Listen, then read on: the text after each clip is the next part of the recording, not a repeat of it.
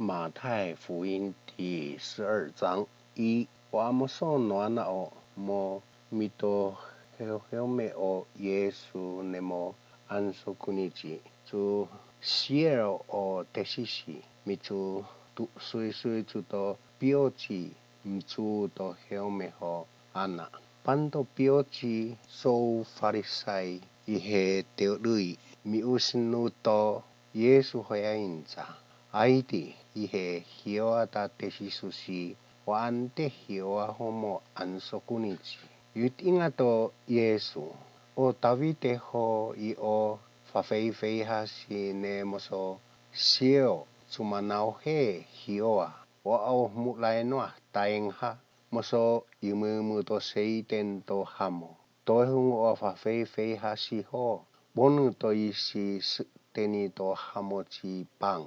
Mamo yusuzozu no horitsu na heni maiza o pang itso iotso saishi o te meru bon o hamulai no tatsu engha o isi posito horitsu to mose sono hora ansokunichi hora he yusuzoza to saishi ora ofifiha to seiten o ada tamzano ea kuisia te o esivutamu ta seiten tan panto isi asuhtsahe huetsvuha ea inza to seiso io te o enia zo moma tsotatsni o as ai o isi tenichi snoetsavu hochimo amta tsoivina ausnasi ta etan o atemu ahava tobohtino kuisi etso maiza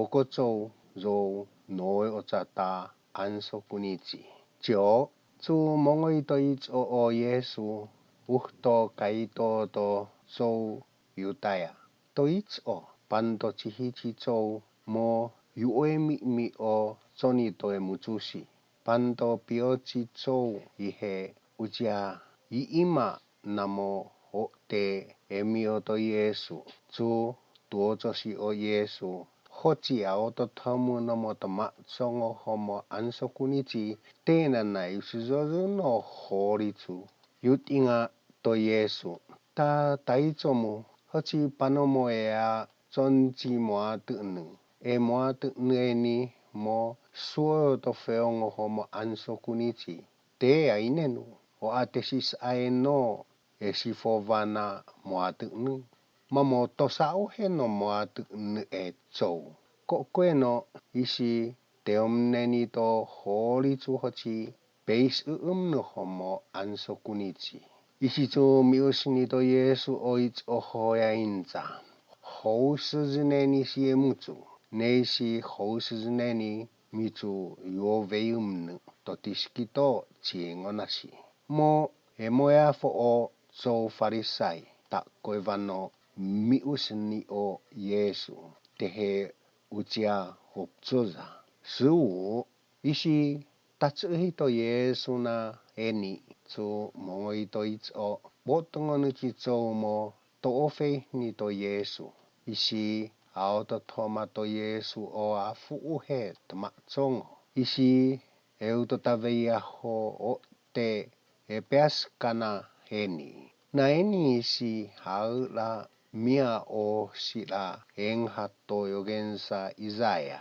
aiti na taini zo os o epeiachi soskuskunu dau ngohia ho umnua te o pafeni taini o pipia o teta mi usnuta eratiskova ho psoetsu ha o yusvutu o alata tsuvho o ada yang aivi maezo ala yonto papai o saho mozoi oisi peorolongichi yohu o aisi hakotsa etetsu afsichi sotiskova o aisi pefsushi mo matuktu to moududu atsuhu ho tatsu atputu o moududu te atsuha toveineni ta feango sinada ta usni 22 tuhtusine mio pantomo mahafoto isi tieo pino hitsu mo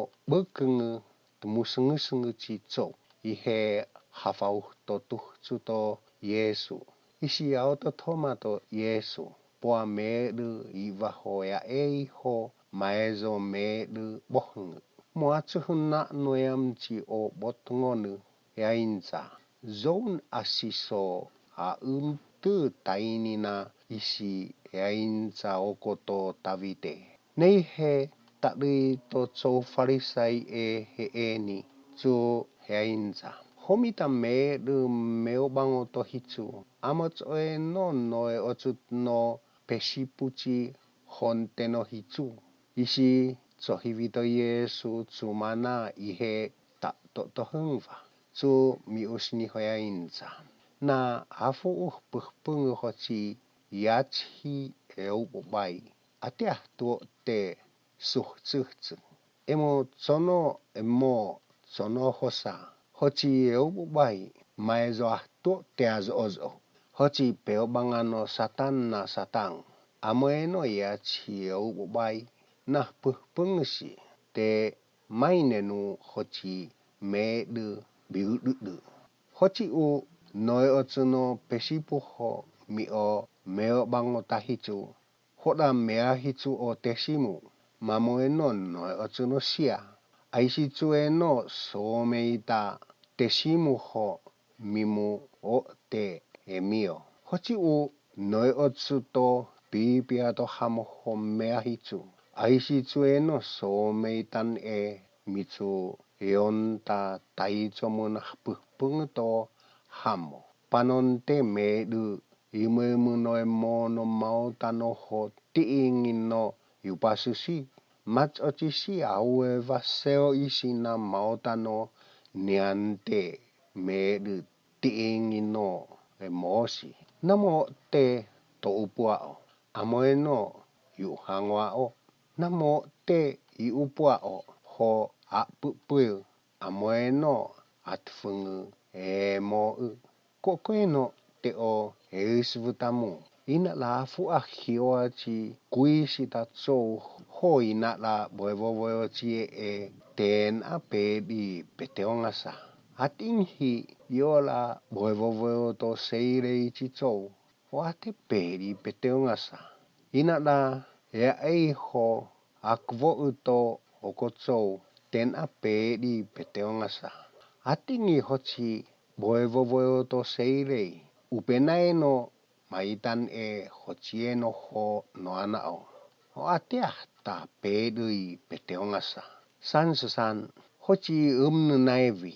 te no beachisi hoci kuzo naivi te maizo kuzo beachisi te humji to beachisi ho hongana hiasi to evisi mimu maizo tifkoi mimu anana o kokuzo te saenoa tu medu moeng honomo umnuci mai chaina la nongchung no tohungu mimu maizo tifkoi mimu anana o kokuzo te saenoa tu medu moeng honomo umnuci mai chaina la nongchung no tohungu tena patea fata ngayo omo umnuci zo la mito isi pupuaci ho peisafi omo omo kuisi zo la mito isi pupuaci kuzo ho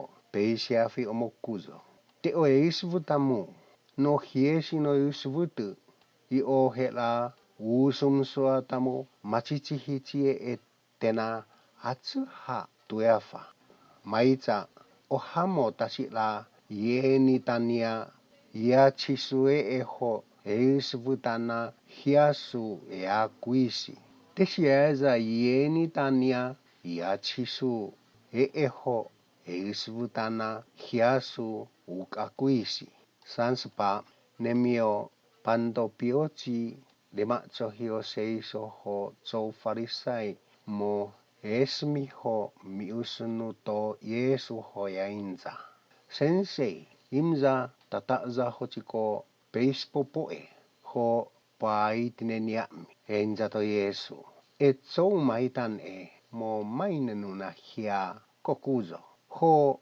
oha meot utsu. Mimun asi mi usnu a oho michi me ea baitono poe mau a. Tapeoha onia poeto yogen sachi yona. Ukanachi tei vaha pa teni mu chi poe.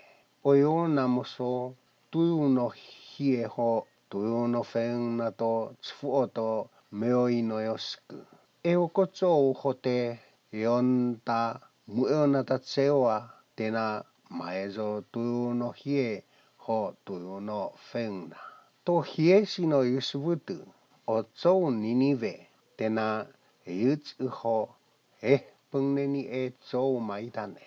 Maitane o hetsu tabi o eto yona mohtu atsuhu ma'vovei ho yuovei beis dudu. Te o yusubutamu tatan e pantomon a meoisi he to hio ato yona. To hiesi no yusubutu o honte no mamespingine oi ana. Tena yutsu ho pengneni e tso maitane. Maita homo semaina oho ahuyu tamatsu to modus uchi eto Solomon. Te o yusubutamu ta tan e pantomon a meoisi he to Solomon chi hioa. 43o aukuv otsu mongoito isi tio pichi tso. Semai ngaboto keo lo chi hpuhpungu. Bibi mino te sio ni amiotsni. O amoa tuedu. Su yainza. Mate o yuovei tos o anana vaioni chi emo. Nemichu yuovei. Aiti o emo mo uka heayo.